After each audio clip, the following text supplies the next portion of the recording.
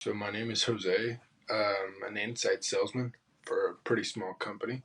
It's about 3 employees, two outside salesmen that just work 1099, and I would give a rating of 5 to Microsoft Excel, especially as a student.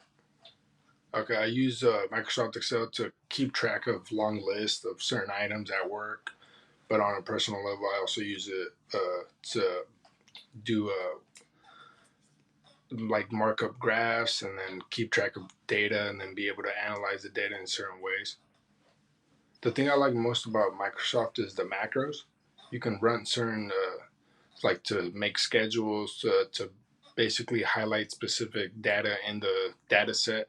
And then you could basically mark it up different colors. So, if, like, let's say you're making a work schedule for different people, it tells you what's available, who's not available, and stuff like that.